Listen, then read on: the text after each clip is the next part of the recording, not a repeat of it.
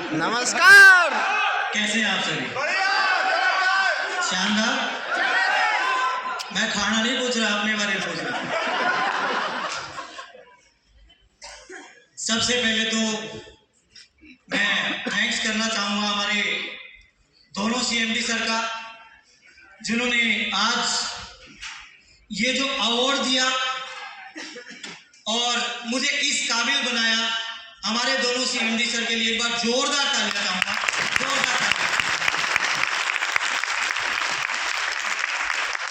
दूसरा, जो ये अवार्ड हमें मिल पाया या मुझे इस अवार्ड तक पहुंचाने में जो सबसे बड़ा श्रेय जाता है, वो जाता है मेरी पूरी टीम को और पूरी शॉपनेट मैनेजमेंट को। एक बार जोरदार तालियां आपको। देखो, बीच बीच में चीटिंग मत करो, तालियां बजाओ या फिर ना।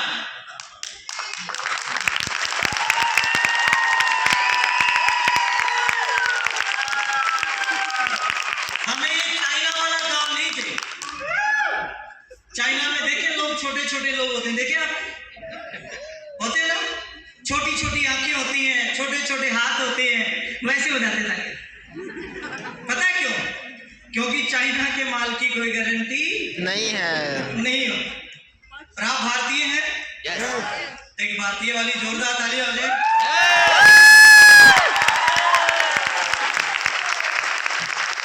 यही फर्क है आपने कि कभी बिजनेस कम होता है, कभी बिजनेस जब कोई मोटिवेट कर देता तो बिजनेस बढ़ा देते हैं, जब कोई छोटी सी बात बोल देता तो बिजनेस को कम कर देते हैं। रेगुलर आप ऐसे ही कितनी मिनट तक बने रह सकते हैं मेरे साथ, जैसे अभी बने हुए थे? 2 घंटे कम से कम। 2 ही 3 लोग बोल रहे हैं, बाकी कहता है सर छोड़ो, जल्दी होगी ट्रेनिंग, खाना खाने दो, क्योंकि हमारे लिए तो सब कुछ खाना ही है। कहता साहब, कई लोग बोलते हैं कि साहब जीते किसके लिए, कमाते किसके लिए? खाने के लिए। और वही आप खाने नहीं दोगे, कहता आप इसको चढ़ा दिया, अब ये बोलेगा। है जी? है कोई बीच में हमारे ऐसे जो ऐसा सोच रहा हूं? नहीं। अच्छा, ये जो बीच बीच में जो मिलने लड़े जा रहे हैं, बैठ जाए प्लीज, प्लीज। तो आज के सेशन को शुरू करते हैं और आगे बढ़ते हैं। हाँ, शुरू करते हैं। कुछ फोटो देख रहे हैं आप?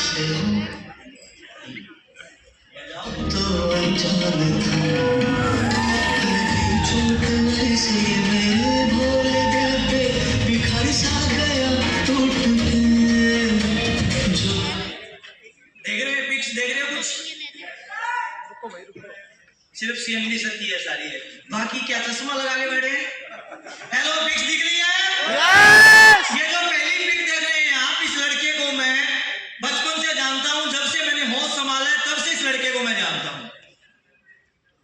ये लड़का जब इसकी 11 साल की उम्र थी, 6ठी क्लास में ये पढ़ रहा था, फादर साहब इसके एक्सपायर हो जाते हैं, मजबूरन 6ठी क्लास से पढ़ाई को छोड़ देता है और किराने की दुकान पे 800 रुपए में नौकरी करना शुरू कर देता है।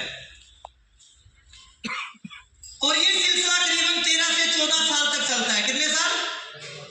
13 से 14 साल तक ये सिलसिला चलता है। इस दुकान पे रहते रहते रहते रहते काम करते करते 13-14 साल बीत जाते हैं। और इसी बीच एक व्यक्ति इनके पास आता है और इनको आके बोलता है कि मेरे पास एक बिजनेस है। क्या है? हेलो, क्या है? बिजनेस। तो ये जो नहीं बोल रहे ना, उनके लिए मैं एक बात कहना चाहूंगा, अक्सर कहता हूं। हैं जी? कहते हैं 2 वजह हो सकती है सनम तेरे इनकार की। हेलो, 2 वजह हो सकती है सनम तेरे इनकार की, या तो दुनिया से तू डरती है या फिर कदर नहीं है मेरे प्यारे।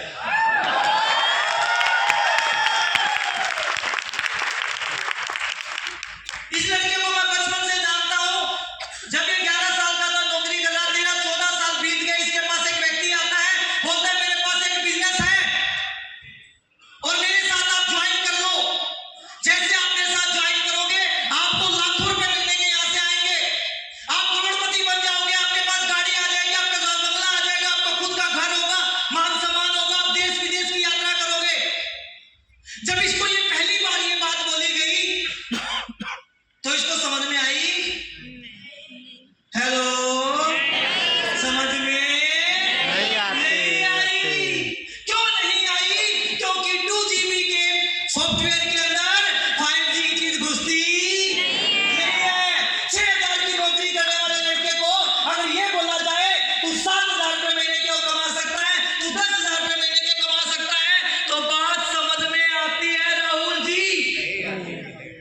7,000 वाली तो आती है,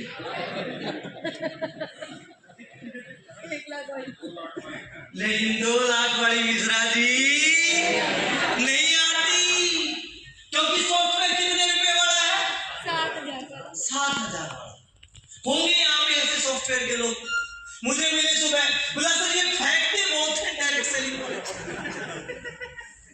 कहता यहाँ पे फेंकेंगे क्या है? मेरे कुछ दोस्त आए हैं मेरे साथ, पूछ लेते हैं। बोला ये बात यहाँ से ये कुछ अच्छी हो जाएगा, लेकिन इसको पहले दिन समझ में नहीं आई। लेकिन इसको एक दिन बोला गया कि भाई साहब एक प्रोग्राम है। क्या है? किस किस को बोला गया एक प्रोग्राम है? इस मीटिंग को निकम्मो झूठ बोल रहे, हाथ उठाओ, सबको तो बोला है कि एक प्रोग्राम है। वो कहाँ पे है? दिल्ली में। जोर से बोलो, कहाँ पे है? दिल्ली में। इसको बोला एक प्रोग्राम है और दिल्ली चल रहा है। कहाँ चल रहा है? दिल्ली चल रहा है। अब जैसे इसके सामने आके दिल्ली, अब इसने कभी दिल्ली देखी नहीं थी, कभी भी दिल्ली इन्होंने देखी नहीं। ये सुनते इसके कान खड़े होकर तो दिल्ली, कुछ लोगों के लिए दिल्ली बहुत बड़ी बात है, इसके लिए भी दिल्ली बहुत बड़ी बात थी। और ये बोल देता अच्छा दिल्ली है। बोला कोई बात नहीं सर, मैं चलूंगा आपके साथ। बोला नील जी चलूंगा, लेकिन बोला सर वहां पे कोई टिकट विकेट तो नहीं लगेगी? बोला टिकट तो लगेगी। बोला कितनी? बोला सर 1100 रुपए। कितने रुपए? दिल्ली तालकटोरा स्टेडियम का वो प्रोग्राम था। बोला मंत्री जी वहां कितनी टिकट लगेगी? ये बोला सर 1100 तो नहीं है। कितने ने बोला? यहाँ थोड़े बताएंगे किस किस के अप्लाई ने दिए। बोला 1100 नहीं है। फिर बोला अच्छा सर वहां पे कोई ड्रेस कोड लगेगी क्या? बोला हाँ सर लगेगी। राकेश जी टी शर्ट पहननी होगी कंपनी की और नीली पैंट चाहिए। बोला सर वो भी नहीं, पैंट भी नहीं है। लेकिन डायरेक्ट सेलिंग में अप्लाई नाम की एक चीज होती है, जो गुरु और पिता की तरह रोल निभाता है। वो व्यक्ति कहता है कोई बात नहीं आरके जी, पैंट भी मेरी, टी शर्ट भी मेरी ले लो, लेकिन दिल्ली चलो। और ये व्यक्ति दिल्ली चला जाता है और दिल्ली के अंदर 3,000 लोगों के अंदर बैठ के एक प्रोग्राम को देखता है। और जो 3,000 लोगों का प्रोग्राम हो रहा होता है, वहां पे कोई आके कहता है मैं 10 लाख कमाता हूं, कोई मैं 15 लाख कमाता हूं, 3 लाख कमाता हूं, इतना पैसा कमाता हूं, मेरे पास लग्जरी कार है, ये है वो है, फलाना है ढिमकाना, मैंने ये अचीव कर लिया। और ये पता है क्या कहता है? ये साले 3,000 लोग सारे बेवकूफ हैं। ये 3,000 लोग सारे निकम्मे गधे हैं, इनको कोई अकल नहीं है। और इस पूरे हॉल के अंदर एक व्यक्ति ऐसा है जिसको सारी समझदारी है। हंस लो हंस लो। वो समझदार व्यक्ति ये था जिसको डायरेक्ट सेलिंग समझ में नहीं आ रही थी कि डायरेक्ट सेलिंग की पावर क्या है। और 3,000 लोग बेवकूफ मान रहा था पूरे हॉल के अंदर। धीमान साहब सच बताओ, वो 3,000 लोग पागल थे, फिर या वो एक पागल हो सकता है?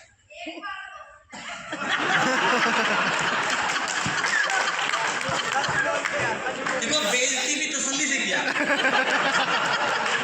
जोरदार बजा के किया। एक व्यक्ति बेवकूफ हो सकता है, लेकिन 3,000 बेवकूफ नहीं हो सकते।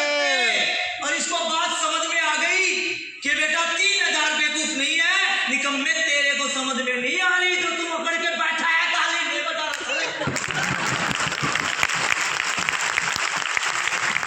तेरे अंदर वो अकड़ है तो तुझे समझ में नहीं आ रहा। ये इतने सारे लोग बेवकूफ नहीं हो सकते। एक हो सकता है, दो हो सकते हैं, 3,000 लोग शशि गुप्ता जी बेवकूफ नहीं हो सकते। और इसको समझ में आ गया कि डायरेक्ट सेलिंग इंडस्ट्री बहुत बड़ा बिजनेस है। और ये फिर काम करना फील्ड में शुरू करता है। ऐसे जाता है फील्ड में, कभी पेड़ के नीचे बैठ के, चौक चौराहे पे बैठ के लोगों को स्नेटी पेड़ का डेमो दिखाता है। कभी रेलवे स्टेशन पे ट्रेन का वेट करता है, कभी ऑटो के अंदर जाता है, कभी बस के अंदर ट्रैवल करता है।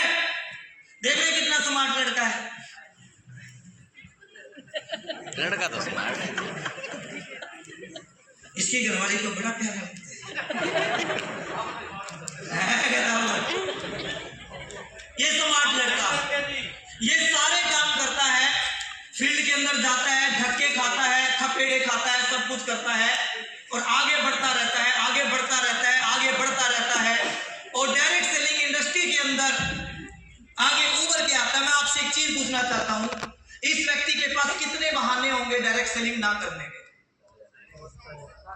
अच्छा, आप बोलेंगे तो पता लगेगा, लेकिन मेरे को लगता नहीं आप इतने शर्मीले हो जितने बड़े हो। बहुत सारे। हेलो हेलो, बहुत सारे। यही लोग। अच्छा, कितने लोग मेल हैं यहाँ पे?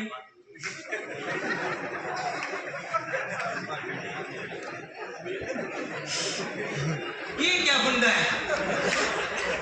अच्छा, कहता तुम मेल आ जाओ, मैं भी मेल। मतलब यहाँ पे भी कंफ्यूजन, भाई कंफर्म कर लो आप मेल हो या फीमेल हो।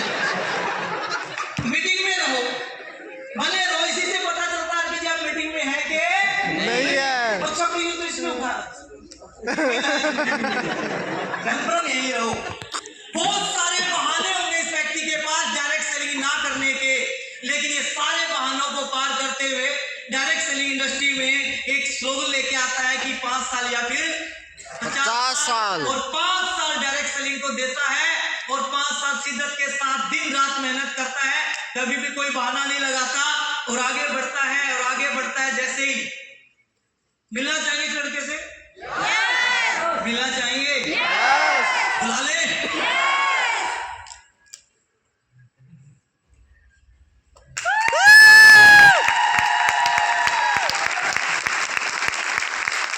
अच्छा, पता है क्या है? इधर इधर वाले बताएं, इधर वालों को क्या दिक्कत है?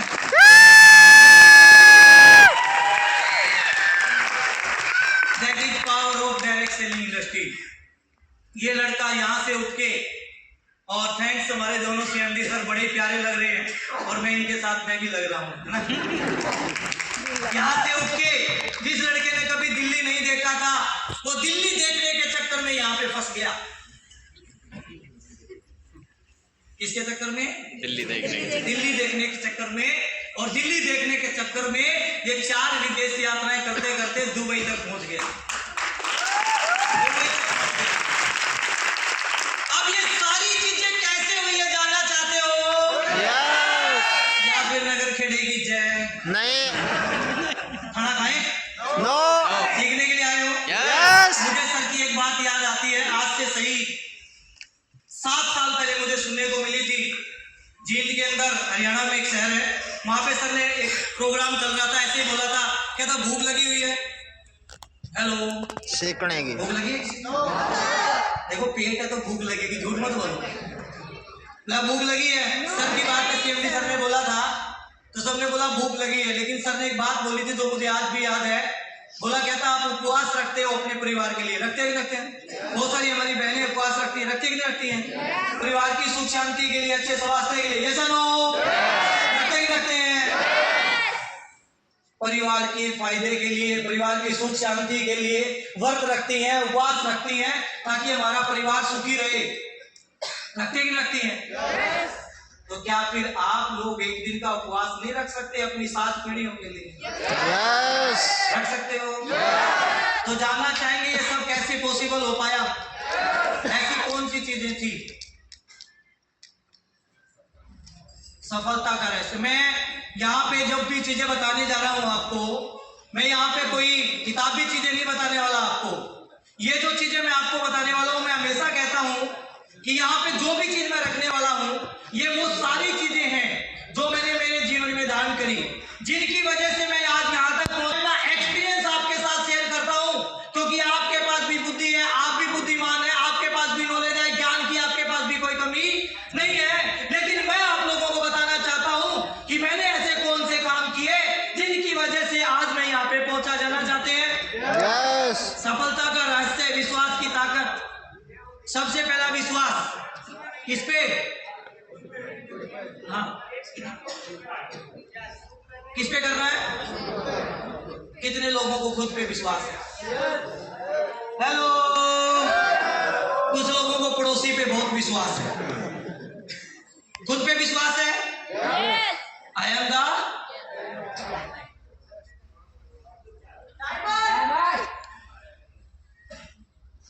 छोड़ दो सर, खाना खिलाओ, कोई जरूरत नहीं ट्रेनिंग की, क्योंकि रोटियां खाने हैं। क्या है आप? डायमंड। ये कब मानना पड़ेगा? खुद पर विश्वास होगा तो। ये पहले दिन से आपको मानना पड़ेगा और खुद पे विश्वास करना पड़ेगा कि मैं डायमंड हूं। जैसे कि अगर मैं बात करूं, आप जब डायमंड बनते हुए एक प्रोसेस है। जैसे कि अगर मैं बात करूं, बहुत सारी माँ बहन बेटियां यहाँ पे बैठी हुई है, जैसे एक महिला प्रेग्नेंट होती है तो वो पहले दिन से अपने आप को मान लेती है कि मैं मां बनूंगी, पहले दिन से मान लेती है। अगर उसको आके कोई व्यक्ति बोले कि तू मां नहीं बन सकती तो वो मान लेती है क्या? हेलो, मान लेती है क्या? नहीं मानती। अगर गांव का सरपंच या प्रधान आके बोल दे कि तू मां नहीं बन सकती, मान लेती है क्या? अगर प्रधानमंत्री आके बोल दे तो तभी मानती नहीं है, क्योंकि उसको विश्वास है कि सही 9 महीने के बाद वो मां बनेगी। दुनिया की कोई भी ताकत उससे कोई ना करने के लिए नहीं बोल सकती, समझ रहे हैं? बट जो 9 महीने का टाइम है, वो प्रोसेस है, उसे गुजरना पड़ेगा। जो आज व्यक्ति अपने आप को सिवा ये मान लेगा I am the diamond, but जब तक आप डायमंड नहीं बनते हो आपका एक प्रोसेस है, लेकिन जो मान लेगा आज से वही डायमंड बन जाएगा। मान सकते हैं? खुद पे विश्वास करना पड़ेगा। इस व्यक्ति ने खुद पे विश्वास किया, जो मैं कहानी बता रहा हूं, मैंने अपने आप के ऊपर विश्वास किया और अपने आप के ऊपर विश्वास करके आगे बढ़ता गया। दूसरा जो मैंने विश्वास किया वो किस पे किया? अपने गुरु पे। जय श्री राम। जय श्री राम। किस पे विश्वास करता है? आप बोल नहीं रहे यार, क्या बात? पढ़ाई लाइन पर। मैंने सोचा मैं ही 6 पढ़ा लिखा हूं, ये भी ऐसे ही है सर, दिखा। एक बार खड़े हो जाइए। गुरु साक्षात् परम ब्रह्म तस्मै श्री गुरुवे नमः। एक बार अपने अपने गुरुओं के लिए एक बार जोरदार तालियां बजाओ।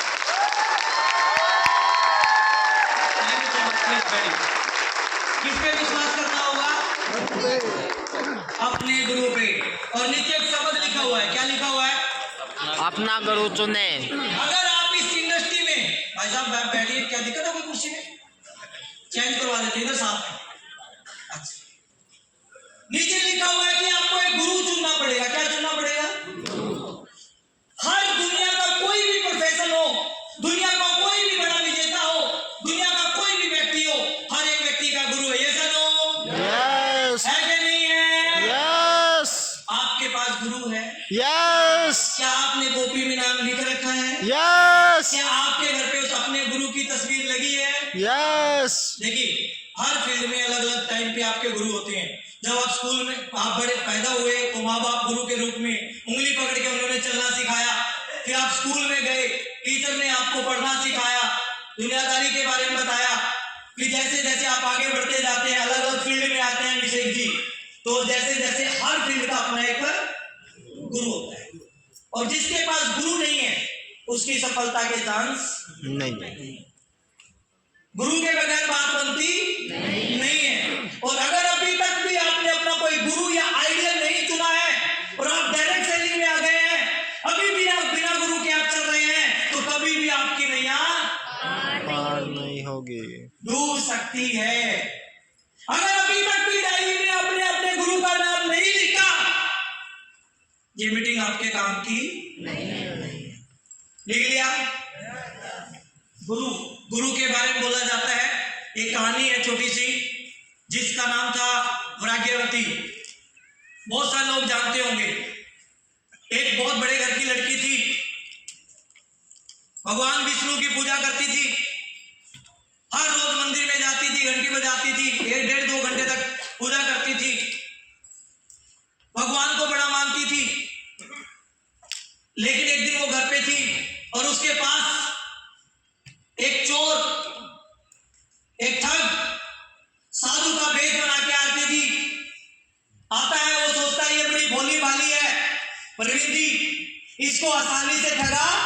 जा सकता है। जा सकता है। और वो साधु का वेश बना के आता है, और जैसे वो वहां पे आता है तो वो दरवाजा खटखटाता है, वो लड़की बाहर आती है भाग्यवती, और वो पूछती है कि प्रणाम गुरुदेव, मैं आपकी क्या सेवा कर सकती हूँ। तो वो बोलता है कि आपने दीक्षा ली है क्या? वो बोली गुरुजी मैंने तो दीक्षा नहीं ली। बोला मैं जो भी अन्न या कुछ भी मदद लेता हूं तो जिन्होंने दीक्षा ली है उससे लेता हूं। बोला गुरुजी मैंने तो नहीं ली, लेकिन अगर आप दे दे तो बहुत मेहरबानी होगी। बोला कोई बात नहीं, मैं आपको दीक्षा देने के लिए तैयार हूं, लेकिन आपको जो भी आपके पास थोड़ा बहुत पैसा है, थोड़ा धन है, दौलत है आपके पास, उसको बांध के आप मेरे पीछे पीछे आ जाओ, क्योंकि उसके लिए एक शांत वातावरण चाहिए, वहां पे दीक्षा दी जाएगी। और वो किसी एक जंगल में चला जाता है, और उसके पास जो भी पैसा धन दौलत होती है वो छीनकर उसको रस्सी से पेड़ को मधु जी बांध देते हैं। और उसको जैसे बांधता है तो बोलता है कि जब तक मैं ना खोलूं या मैं ना आके खोलूं, जब तक खोलना नहीं है, नहीं तो मेरी दीक्षा पूरी नहीं होगी। अब वो बड़े घर की लड़की थी, उसके पिता ने सोचा कि लड़की पता नहीं कहां चली गई, उसको ढूंढते ढूंढते जंगल में पहुंचे, वहां पे देखा कि उसकी बेटी को देखा पेड़ के बंधी हुई है, पेड़ के जैसे बंधी हुई थी। उसने बोला कि बेटी तू घर चल, यहां क्यों बंधी हुई है? कहता मेरे गुरुजी ने बांधा है। किसने बांधा है? गुरुजी ने। गुरुजी ने बांधा है। बोला गुरुजी ने बांधा है। बोला बेटी कोई गुरु नहीं था, कोई ठग था, तुझे बांध के चला गया। बोला पिताजी नहीं, किसने बांधा है? गुरुजी ने बांधा है, मैं खोल नहीं सकती। तो उसने 2-4 घंटे प्रयास किया, लेकिन वो वापिस आया। तो वापिस जैसे आया तो थोड़ी चर्चा हुई मंदिर में, घंटी बजाती थी, पूजा करती थी। भगवान विष्णु को पता चला कि भाग्यवती कहां चली गई जो हर रोज 2 घंटे पूजा करती थी। उसने नारद मुनि को भेजा कि जाओ देखो कहां है भाग्यवती। वो गया, उसने देखा कि जंगल में उसको बांध रखा है। जैसे उसको जंगल में बांधा हुआ देखा तो बोला नारायण। जैसे वो वहां पहुंचा तो उसने कहा कि प्रणाम नारद मुनि जी, आइए आप कैसे आना हुआ? कहता है मुझे भगवान विष्णु जी ने भेजा है और बोला है कि आपको खोलना है। आप कहां पे? मैं ढूंढते ढूंढते आप तक पहुंचाऊं, लो मैं आपको खोल देता हूं। आपको कौन बांध गया? बोला गुरुजी खोलेंगे। कौन खोलेंगे? गुरुजी खोलेंगे, क्योंकि मेरे गुरुजी बांध के गए। समझना, गुरु का महत्व समझना है, ये रियल कहानी है। बोला मेरे गुरुजी मुझे खोलेंगे। और जैसे उसने बोला तो वो भी वहां से चले जाते हैं। वो जाके कहते हैं कि भगवान उसको मैं नहीं बोल सकता, आप चलिए, शायद आपसे खुलवा ले। तो भगवान विष्णु जी खुद आते हैं और उसको बोलते हैं कि भाग्यवती ला मैं तुझे खोल देता हूं, चलो। कोई वो तो चोर ठग था, ला नहीं खोलेगा कौन? गुरु। हेलो, कौन खोलेगा? गुरु जी। अब भगवान विष्णु ने सोचा भाई वो ढूंढो उसको, कहां है वो जो इसको बांध के चला गया। बोला वो मिलेगा कहां? ढूंढो। बोला वो ऐसे ही काम करता है, अभी किसी की ठगी करता हुआ मिलेगा। तो उसको ढूंढा तो वही काम करता हुआ मिला। उसको लाया गया और बोला गया कि महाराज गुरुदेव इसको खोलो। उसको खोला, ये तो आपसे ही खुलेगी और तो कोई खोल नहीं सकता।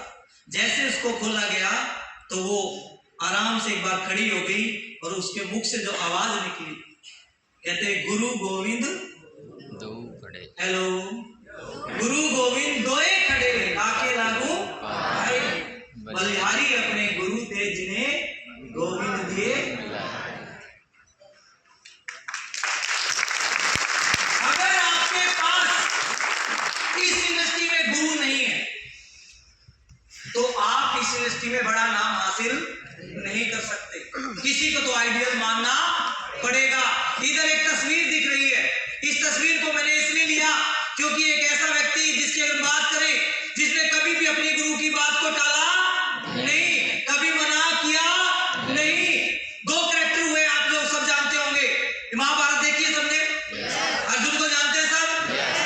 बहुत जबरदस्त व्यक्ति था धनुष चलाने में। एक कैरेक्टर हुआ है, अगर बात करें रामायण में हनुमान जी, दोनों ही शक्तिशाली व्यक्ति थे। एक का व्यक्ति का गुरु कौन था? राम, और एक किसके पास रहते थे? श्री कृष्ण जी के पास। अर्जुन को बोला गया कि बाण चलाओ। क्या बोला गया? बाण चलाओ। हे अर्जुन बाण चलाओ। वो पता है क्या बोलता है? नहीं, मैं नहीं चलाऊंगा, क्योंकि सामने दो बैठे हैं, वो तो सारे मेरे अपने सगे संबंधी रिश्तेदार दोस्त हैं। जैसे आप लोगों को बोला जाता है जाओ प्लान दिखाओ, कहते हैं सर ये तो सारे ही मेरे दोस्त मित्र हैं। अच्छा, ताली बजाने का दिल करो तो बजा लिया। नहीं माना, माना क्या? फिर पूरी की पूरी क्या सुनाई इसको?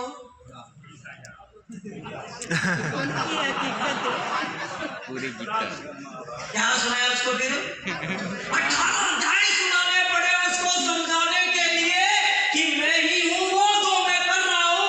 बाण चला, बात मानी नहीं। इतनी मुशक्कत करनी पड़ी। मैं आपसे एक बात पूछना चाहता हूँ, अर्जुन के कितने मंदिर हैं? एक भी। दूसरा एक व्यक्ति था जो अपने गुरु की बात मानता था। उसको बोला गया कि हनुमान जी सीता माता गुम हो गई है, उसको ढूंढने जा रहा है। कहता है जय श्री राम। एक बार बोल दो जरा, जय श्री राम। कोई बात नहीं, ढूंढने के लिए चला गया अकेला ही लंका में, और सारी लंका जला के आ गया। कभी मना नहीं किया, लेकिन यहाँ पे गुरुजी ठंड लगी, इसने बोला कि लंका तक समुद्र लांग के कैसे जाऊंगा गुरुजी, ठंड लगेगी। नहीं बोला। फिर बोला कि लक्ष्मण को शक्ति लगी, वो मूर्छित हुए। बोला कि क्या लेने जाना है? संजीवनी। क्या बोला? संजीवनी। लेकिन इसने ये नहीं बोला कि गुरुजी हर बार मैं ही क्यों जाऊं, माता सीता को भी मैं ही ढूंढने गया, और अब संजीवनी बूटी भी मैं ही लेने जाऊं, इसको विभीषण को भेज दो। बोला क्या? हेलो, बोला क्या? लेकिन हमारे यहाँ पे बोल दिया जाए कि तेरे को टीम लेके पहुंचना है, क्या गुरुजी हर बार मैं ही क्यों जाऊं?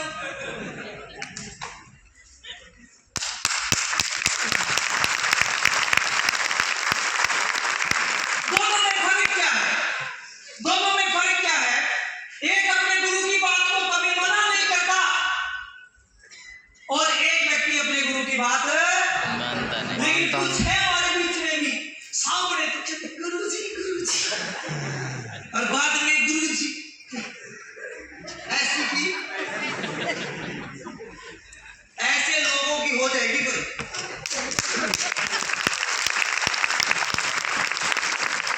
ऐसे लोगों की हो जाएगी, वही सब बता रहा हूं मैं, मेरा एक्सपीरियंस शेयर कर रहा हूं। क्योंकि उस लड़के को कामयाब करने में जो सबसे बड़ा हाथ था वो इसके गुरु का था, क्योंकि ये तो कुछ भी जानता नहीं था। ये अपने अपलाइन के कपड़े पहन के डायरेक्ट सेलिंग समझने के लिए गया था। अगर गुरु नहीं होता तो यहाँ नहीं होता। कुछ लोग निकम्मे ऐसे भी यहाँ बैठे होंगे जो अपने गुरु के पैसे की टिकट पे यहाँ बैठे होंगे, तो यहाँ से जाती उसकी ऐसी की 3 बजे रूम मिलना है गुरुजी। आए थे गुरुजी, कुल तो लेकिन शाम को सब 3 बजे रूम, ऐसी की तैसी गुरुजी। कुछ होने वाला नहीं है। ऐसे भी गुरुजी के कहते सर ठीक है नहीं, और वे गुरु की बात को मानते भी नहीं है। कुछ लोग गुरु को यूज नहीं मिसयूज करते हैं। क्या करते हैं? मिसयूज करते हैं। और ऐसे लोगों का सर्वनाश होना पक्का है। वो डायरेक्ट सेलिंग इंडस्ट्री में कभी भी कामयाब नहीं हो सकते। एक व्यक्ति ने अपने गुरु की बात को माना, कभी भी मना नहीं किया। मैं आपसे एक बात पूछना चाहता हूँ, हनुमान जी के ज्यादा मंदिर है कि राम जी के ज्यादा? हनुमान जी के। हेलो, किसके? हनुमान जी के। मैं आपसे एक बात पूछना चाहता हूँ, आप अपनी अपलाइन से बड़ी टीम बनाना चाहते हैं कि छोटी बनाना चाहते हैं? बड़े तो क्या करना होगा? हाँ देखो अभी भूल गए तब तो हाँ गुरु की बात माननी पड़ेगी। सिखा लो इनको रोटियां दिख रही है मेरे को दिख रहा है। और मेरे सेशन के टाइम पे गुरुजी हमेशा ही रोटियां बनवा देते हैं। किसकी बात को मानना पड़ेगा? करोगे? मान लेंगे पक्का? यस मान लेंगे आप? यस। आज मुझे बताते प्राउड फील होता है कि आज ये जो इतना बड़ा अवार्ड्स और ये सब कुछ मुझे मिला है हमारे दोनों गुरुओं की वजह से मिला है। एक बार इनके लिए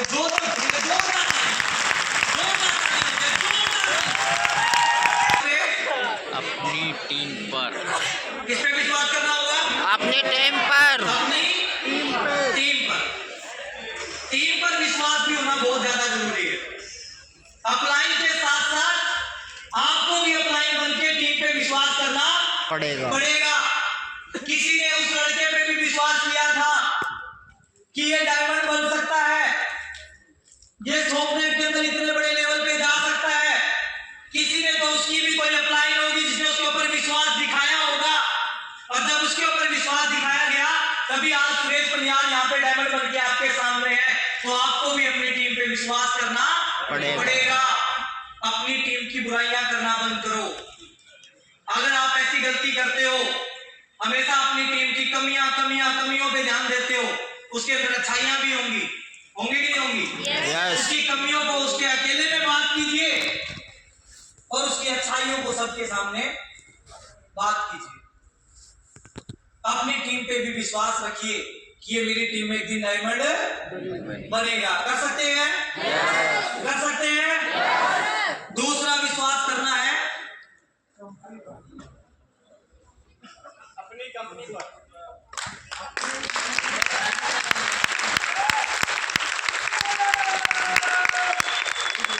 कितने लोगों को हमारी सॉफ्टवेयर पे, हमारे मैनेजमेंट पे विश्वास है?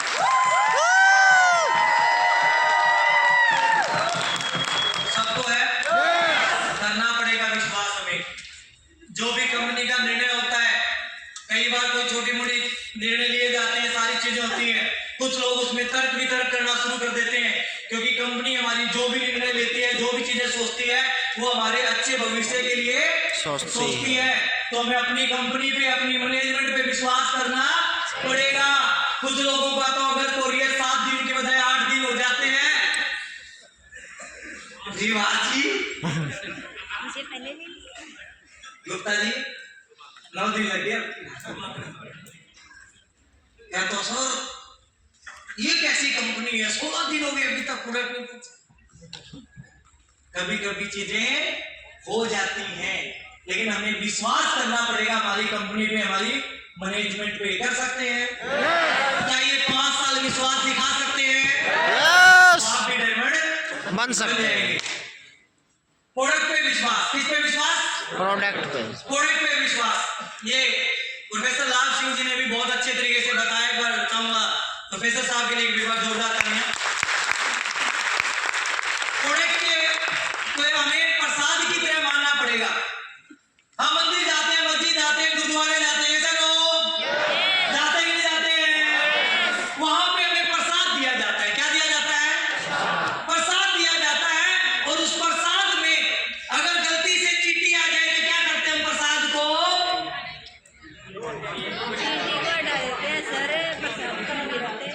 क्या करते हैं? चींटी को हटा देते हैं। चींटी को निकाल देते हैं और प्रसाद को क्यों? विश्वास, श्रद्धा। लेकिन कभी ये नहीं बोलते कि कल तो आपने महाराज जी वो हलवा दिया था, आज कुछ और नई मिठाई खिला। प्रसाद की क्वालिटी होती है कि चाहे वो चने मिल जाए, मखाने मिल जाए, कुछ मर्जी मिल जाए, प्रसाद है। और प्रसाद की कोई क्वालिटी नहीं होती। आपका विश्वास और श्रद्धा। उसी प्रसाद को कुछ लोग मिठाई समझ के खा लेते हैं, तो उनके लिए क्या है? वो मिठाई। लेकिन जो श्रद्धा से खाते हैं उनके लिए क्या है? वो प्रसाद। क्या ऐसी श्रद्धा आप अपने प्रोडक्ट पे भी रख सकते हैं? आज तक बहुत सारे लोगों ने मुझे देखा होगा, मैं अपने हेड ऑफिस की बात हो या फिर हमारी जहां पे भी सोपनेट की शॉपिंग होती है, मैं कभी भी उसमें सीधा नहीं जाता। कुछ लोगों ने देखा होगा। यस। कैसे जाता हूँ देखा किसने? यस नमन करके। करके प्रणाम करके जाते उस लोगों को देखा जो मेरी टीम के मेरे साथ जाते हैं, हैं। Yes sir. क्योंकि मेरे लिए जहां पे सोपनेट का प्रोडक्ट रखा है वो मेरे लिए मंदिर गुरुद्वारे मस्जिद से कम नहीं है, और मेरा प्रोडक्ट मेरे लिए और कभी कभी अगर छोटी मोटी प्रोडक्ट में दिक्कत आ जाए ना तो नेगेटिव होने की जरूरत नहीं है, क्योंकि प्रसाद है। ये क्या है? मेरा कहने का मकसद क्या है, ऐसी श्रद्धा आपको अपने प्रोडक्ट पे रखनी पड़ेगी। रख सकते हैं? नेक्स्ट, किस पे विश्वास करना है? डायरेक्ट सेलिंग इंडस्ट्री पे विश्वास करना है। बहुत सारे महानुभाव हमारे बीच में अभी भी ऐसे होंगे जिन्होंने 2, 3, 4, 5, 6 कईयों में कर लिया काम, लेकिन अभी भी डायरेक्ट सेलिंग इंडस्ट्री पे विश्वास नहीं है। वो पता क्या करते हैं? उनके लिए एक बात याद आती है मुझे। कहते हैं उन्होंने डोली सजा रखी थी। हेलो, कहते हैं उन्होंने डोली सजा रखी थी, उन्होंने हाथों में मेहंदी लगा रखी थी। मुझे पता था भागेगी साली किसी और के साथ, इसलिए पहले से उसकी बहन पटा रखी।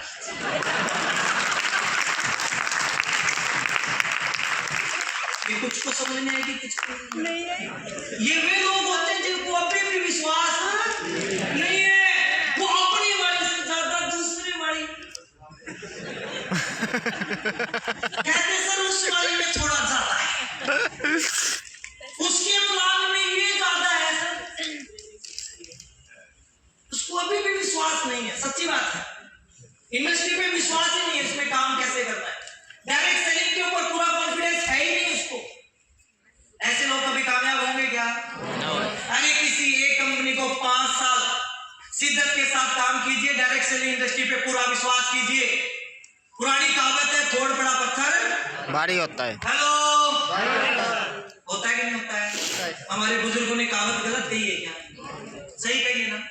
ऐसे पत्थर बनो कि दुनिया की कोई ताकत आपको हिला ना सके। अगर कोई जगदीश जैसा आ भी जाए, किसी दूसरी कंपनी में से सुरेश को हिला भी लाए, ऐसी छाप वहां पे छोड़ दो कि यहां पे कोई पत्थर होता था। समझ रहे मेरी बात? ऐसे पत्थर बनो। कुछ लोग ऐसे हैं जिनकी ना आने से फर्क पड़ता ना जाने से फर्क पड़ता, और अपने आप को क्या बोलते हैं? लीडर। अरे इस कंपनी में आया, तेरे आने से कोई फर्क नहीं पड़ा, तेरे जाने से कोई फर्क नहीं पड़ रहा, कम से कम ऐसा तो कुछ बन, कम से कम 5 साल सोपनेट के अंदर टिक और ऐसा करके दिखा ताकि तेरे जाने से भी फर्क पड़े।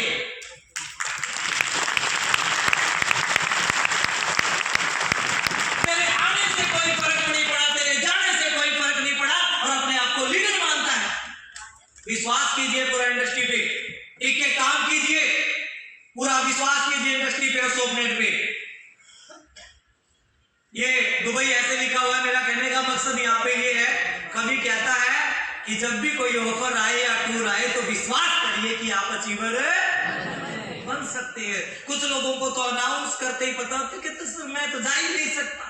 हमारे अतनी सर बोलते हैं कि वो पहले दिन ही बोल देते कि मैं तो अचीवर कर ही नहीं सकता, और जिन्होंने बोला कि मैं अचीवर बनूंगा उन्होंने साम दाम दंड भेद सब लगाए, और आज दिल्ली के अंदर इतनी बड़ी शानदार एनडीपी के अंदर एक बार आप सबके लिए एक बार जोरदार तालियां।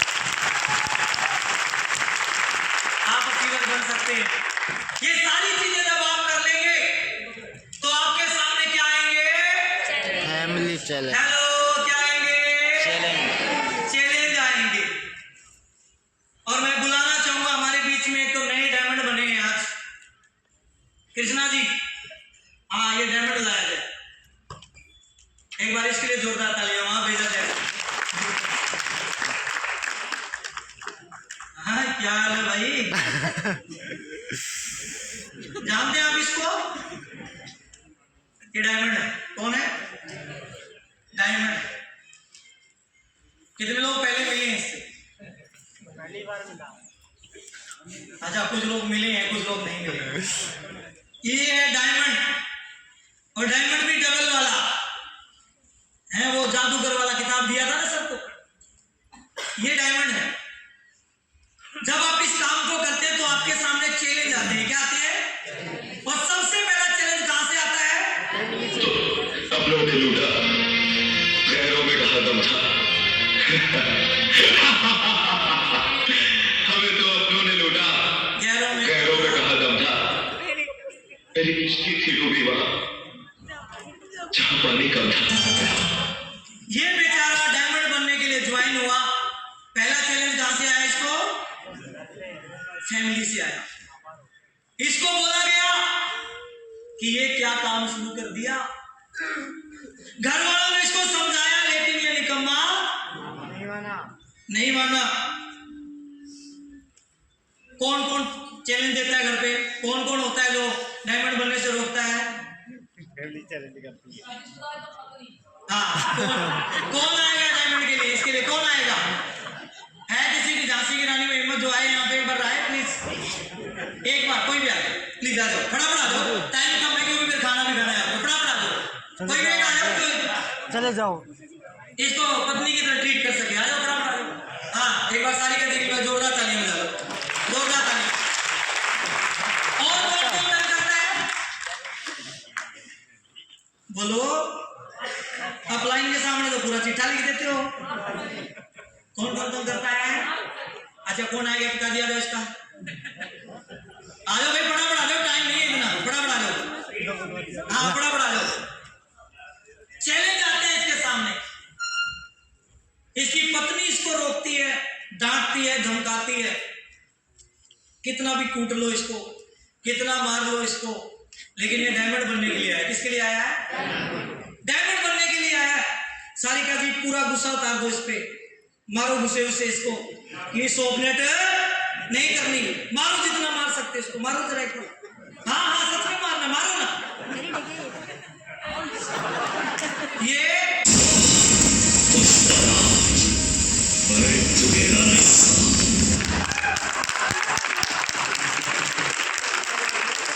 गिरा, और मारो दो चार, जरा देखो घरवाली से डरता है क्या ये?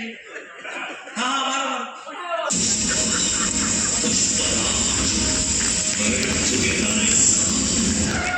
इसको जितना मर्जी जो मर्जी कह लो। अब सिद्धू साहब, अब ये गुस्से वाले फादर साहब हैं बिल्कुल ही, ये तो कहते हैं सुनो मैं। हाँ, उतारो जितना उतार सकते हो।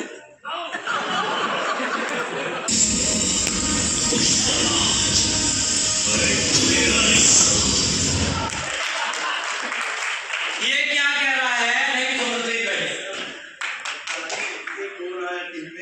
पिताजी कह रहे थे, मेरे पिताजी तो 1 लाख टावला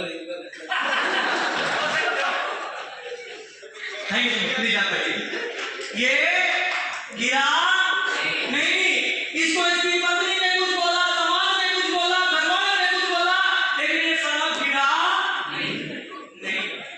गिरा दिया है लोगों ने, लेकिन ये फिर खड़ा हुआ।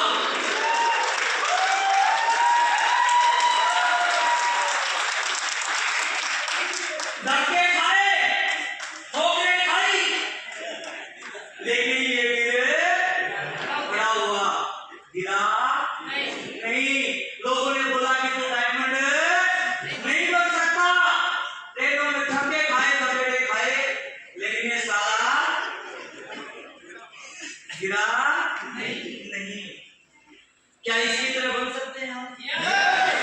बन सकते हैं हम। इसको जितनी मर्जी धपेटे मारे गए,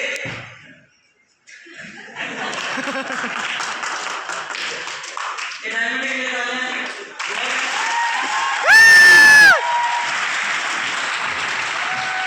अगर इसी तरह ये सारे चैलेंज आप फेस कर सकते हैं और ऐसे दोबारा से उठ खड़े करने की हिम्मत रख सकते हैं, तो आपको दुनिया की कोई भी ताकत डायमंड बनने से रोक नहीं सकती।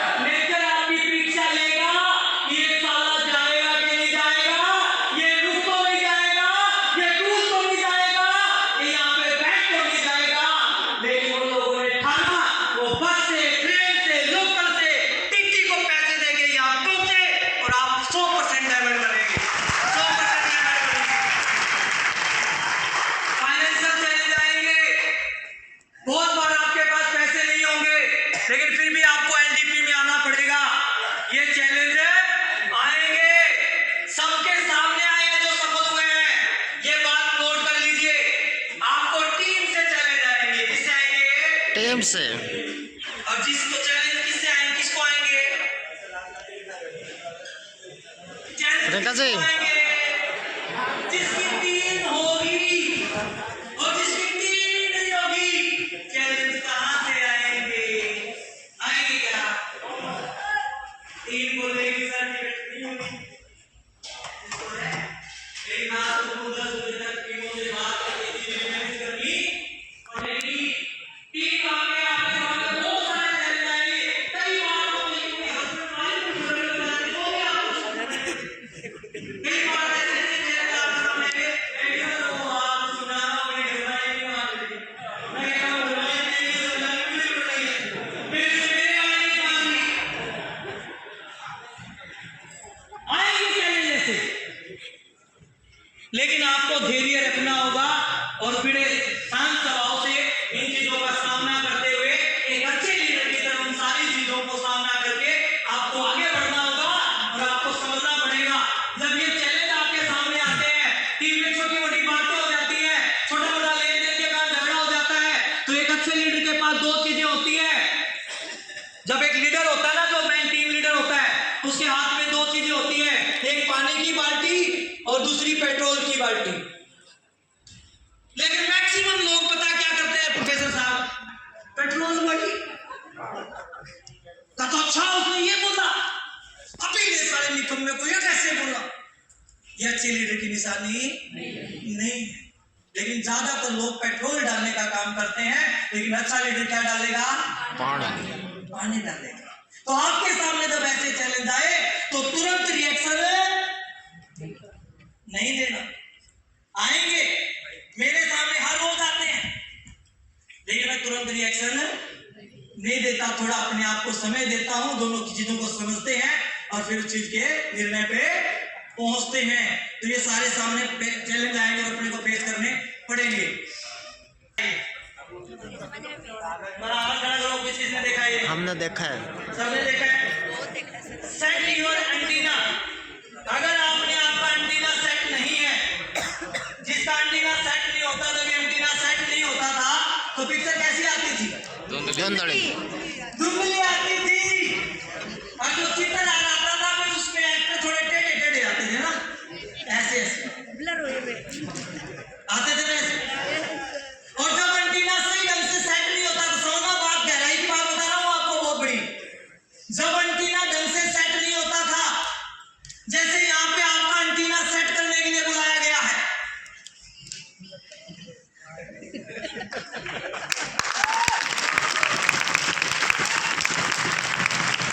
जैसे पहले कुछ तो बच्चे 2-2, 3-3 इसलिए हो जाते थे कि एंटीना सेट करना पड़ता था, एक घर दरवाजे में, एक बाहर, एक ऊपर भी, एक घुमाता था ऐसे, कैसे करता था? बाहर घुमाता था एंटीना को और एक बताता तो पुस पुस पुस पुस रोकते एक रोकते, मतलब कस के बांध देता, बांधता था, नहीं बांधता था। लेकिन फिर बढ़िया मजा आ रहा होता था, बढ़िया मीटिंग चल रही होती थी, बढ़िया ज्वाइनिंग आ रही होती थी, लेकिन बीच बीच में फिर राहुल जी कबूतर आता है और एंटीना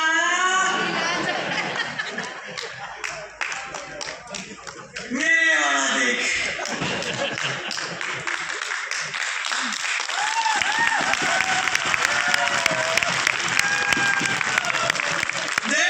मेरे वाले में ज्यादा पैसा है। और जब वो एंटीना हिलता है ना, तो फिर 2 तरीके के चैनल चलने शुरू हो जाते हैं। फिर खबर न्यूज और चित्रहार दोनों इकट्ठे आते हैं। देखिए आपने सुने होगा, एक ही चैनल होता था लेकिन बीच में सब्जी मंडी और बीच में ही गाने चलते रहते। सरदार जी बोल रहा हूँ क्या, आती थी ना? हमारे बीच में भी कुछ ऐसे लीडर है, करते तो सोपनेट है लेकिन तारीफ दूसरी, उनके दिमाग में 2-2 चलती रहती है। उनका कारण क्या है पता है?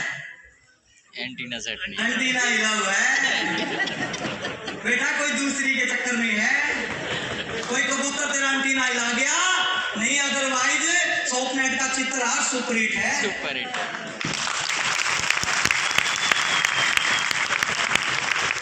इसलिए तू वहां पे नेगेटिव न्यूज देख रहा है। एंटीना सेट कर लो, और अगर एंटीना सेट नहीं होगा तो धुंधली आ रही होगी। अगर आपको धुंधली तस्वीर दिख रही है ना, आपको लग रहा है कि आप सोपनेट में बड़ा काम नहीं होगा, सोपनेट दुनिया की नंबर 1 एंटीना हिल रहा है, हमारे दोनों सेम रिसर्च एंटीना बिल्कुल सही है और सोच रहे हैं दुनिया की नंबर 1 कंपनी बनेगी। सेट करिए एंटीना को, सेट योर फ्रीक्वेंसी। लास्ट समझ रहे आप? इसको अगर मैं थोड़ा सरल बोलूं तो अपनी संगति सेट करो। आपने आपकी फ्रीक्वेंसी किन लोगों के साथ सेट की हुई है? आप किन लोगों में बैठते हो? किन लोगों से ज्यादा बात करते हो? कभी आप ज्यादा दूसरी कंपनी वालों से बात तो नहीं करते हो? कभी आप फेलियर लोगों के बीच में तो नहीं बैठते हो? अगर आपकी फ्रीक्वेंसी सेट नहीं है तो फिर नेगेटिव चीजें आएंगी। जैसे आप जैसी फ्रीक्वेंसी सेट करते हो। अच्छा ये बताओ, इस रेडियो में अपनी मर्जी से सब कुछ चलता है कि ये जो चलाना चाहता वही चलता है? हेलो, इसका मतलब क्या है? अगर आप नेगेटिव बातें कर रहे हो तो आप किसी ना किसी नेगेटिव व्यक्ति की फ्रीक्वेंसी में सेट हो चुके हो। ध्यान दीजिए अपने चारों तरफ, कहीं ऐसे लोगों के ओरे में तो नहीं रहते हो आप। इसमें सारे गाने चलते हैं, आप जो मर्जी चला सकते हैं। इसमें वो भी चलता है, तेरे नाम वाला भी, दुख भरा भी। क्यों किसी को वफा के बदले वफा नहीं मिलती।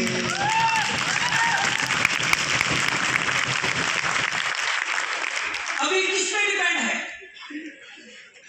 अब जो रो रहा है उसने फ्रीक्वेंसी सेट की हुई है कुछ ऐसे लोगों के बीच में। मैं कहना चाहता हूं, अगर आपकी वाइफ भी नेगेटिव है तो उसको छोड़ दो। अरे ऐसे नहीं कह रहा भाई, मतलब आप सुबह जब देखो सारे इससे निकलने कहां पहुंच गए। मैं कहना चाह रहा हूं कि जल्दी घर छोड़ दो। पत्नी छोड़ने की नहीं कह रहा, और बहुत सारी बहनें भी उनको नहीं कह रहा कि तुम हस्बैंड छोड़ दो। जल्दी फील्ड में निकला करो अगर वो नेगेटिव बातें करता है या फिर करती है। मैं इसीलिए महीने में सबसे ज्यादा 25 दिन बाहर रहता।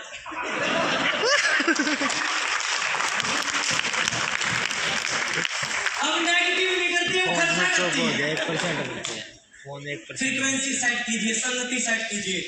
और संगति सेट करने के लिए सबसे बड़ा चीज है कि आप अपने active, effective and positive upline के टच में रहिए। नेगेटिव लोगों से दूरी बना लीजिए। बना लेंगे?